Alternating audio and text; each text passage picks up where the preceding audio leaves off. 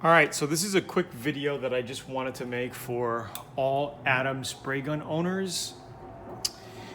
This is a customer's spray gun that we got. He said it wasn't spraying correctly. And I noticed, I just gave him a brand new cap and tip kit. I noticed that he didn't mention that he dropped the spray gun. All right, or put it down incorrectly or whatever, because the cap here is bent. All right, this is the damaged one, and he said it wasn't spraying correctly. Yeah, if you drop your spray gun on the tip, all right, you're gonna damage something. So this is a damaged side here, and who knows what it did to the tip, but it was spraying on an angle, okay? And he was saying the fan wasn't spraying correctly. So we gave him a whole new tip kit here. Just remember, guys, when getting your spray guns, clean them after every use. Take care of them. They're highly precision made pieces of equipment, and if you don't take care of them, they're gonna go bad. Sometimes this packing nut here in the back will be a little bit loose coming from the factory because they just don't want to tighten it, over tighten it too much. They want the user to basically adjust it the first time they get it when they spray. So you might have to adjust this. I wouldn't touch it until you put some paint in it and test it out.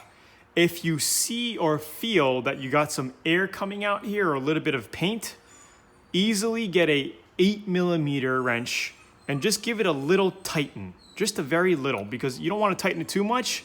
The needle will get stuck as you spray. Right? So you're just gonna give it a little tighten, and then that should stop the air or fluid leaking out of here. It's just the nature of the beast, okay? Some other spray guns are also like this, all right? They just don't wanna over tighten it. So just give it a little smidge, and once it's fine like that, then you're good, leave it alone, and it's most likely not gonna come loose, all right? And that's pretty much it. Clean your guns really well. Take them apart after each use. Okay, this is a 10mm. Tip comes out. Get the brush, clean it up really well. Be sure not to strip this material here. All right, this is a high composite plastic material. Do not strip it. If you do, we do have rebuild kits, but try to take care of them, all right? If you put these on correctly, go backward first, wait till it clicks in, and then tighten it up. Okay, also try not to damage this plastic ring here. All right, we will have extras in your spray gun kit, so if you need to replace it, it's as easy as literally taking this tip off and this whole plastic piece comes out. You put the new O-ring around here, and then you just put it together. All right, what else? All right, when you tighten it up, make sure it's level like this, and then you give it a quick snug. You don't have to over tighten it. You don't have to over tighten your cup. All hand tight is fine. This is your fan, this is your trigger pull, your fluid flow here. One good way to adjust this is I like to go all the way out, right? Squeeze it, go in, and right when you feel that it gets tight, right? That means it's touching. You're gonna just give it like 1/8 of a turn. 1/8 to 1/4 of a turn, and that's wide open fluid flow.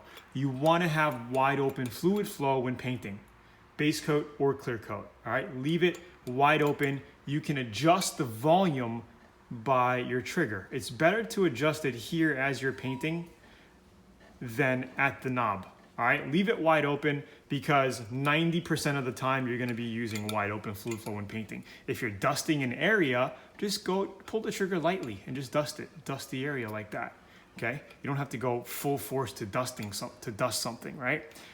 This is your fan width. Be sure you keep this clean as well. Sometimes you're gonna notice it's gonna start to get gunky and hard to turn. That's because you got overspray on this knob here on the inside and it's getting tight. But you can see this one's perfect and it's fine. I would not recommend taking this bolt out. Leave this in place. If you have to clean, just clean this along the side here when you're washing your gun out, okay?